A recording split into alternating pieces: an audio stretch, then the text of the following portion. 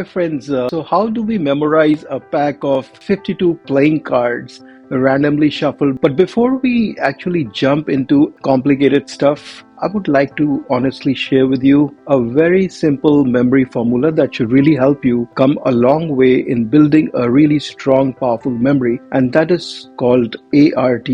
Memory is really an art, if you think of it, but here the art is not the artistic art like making a painting. Here, A stands for action and association, R is for recall, and T is for testing. Let's talk about A. A in the art formula. A is action and association. What do you mean by action and association over here?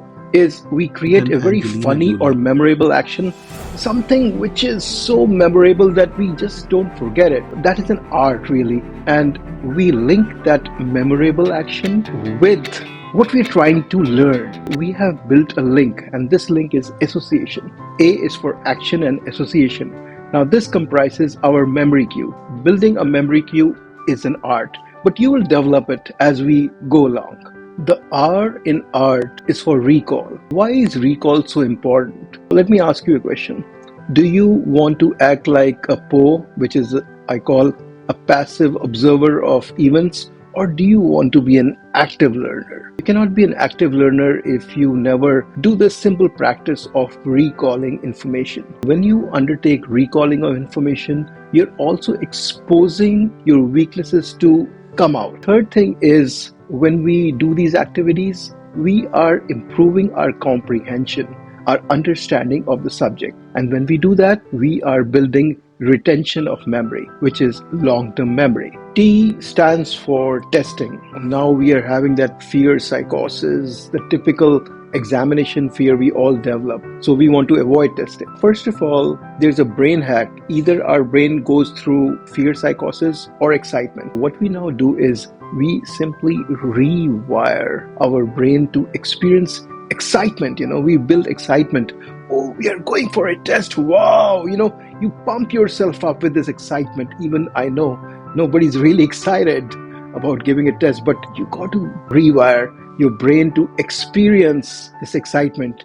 The reason being, when we are undergoing stress, fear, psychosis, then what is happening is our cortisol levels are going up, which are the fight or flight hormones. And these sort of shut down our thinking faculties. So when we are fearful, we cannot think reasonably well. But when we are excited, guess what is happening? The feel-good hormones, the endorphins, they are now flooding our brain and they're opening up our thinking channels. It really helps to go through this hack. So friends, the codes we'll be utilizing to remember the 52 cards, we have adopted from the system which was laid out by 8 times world memory champion Dominic O'Brien, and I have deep respect for him. I consider him like my guru out of respect and out of his sheer accomplishments in the field of memory. And Dominic O'Brien has been an amazing mentor for thousands and thousands of people across the world. What we are doing is we are representing each playing card by a pair of digits. The first digit is represented by the number of the playing card, and the second digit is either S, H, C, or D, which means spades, hearts, clubs, or diamonds. We see now this pair, the first digit is a number and the second is an alphabet. We utilize the Dominic code to convert the number into an alphabet. What we have is now 2 alphabets, and these serve as the initials of the personality we are trying to link with that card. For example, over here, I see this is the 2 of clubs. So 2 of clubs, 2 is the alphabet B, and clubs, we know it's C, so that's BC, Bill Clinton. So that's Bill Clinton waving the American flag.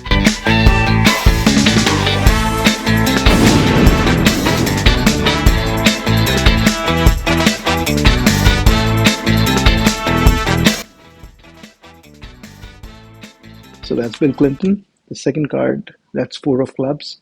So 4 is D, and so that becomes DC. So that could be either David Copperfield, the famous American magician, or Dhyan Chand, the famous hockey wizard from India. So similarly, we convert all these 52 cards into famous personalities. Now, in the case of code cards, it's slightly different. We want to make sure that the code card, it matches the category of the playing card. So the personality of the person should align with the type of card which it represents. For example, diamonds we know is like wealth, hearts is like passion, romance, love. Shah Rukh Khan, the world's richest actor, is popularly called not without reason the Badshah of Bollywood. Shah Rukh Khan is best known for his romantic blockbuster DDLJ that saw Shah Rukh become a rage with his female fans across the world drooling over his sexy looks and his intense romantic passion, making him the ruler, the king of hearts.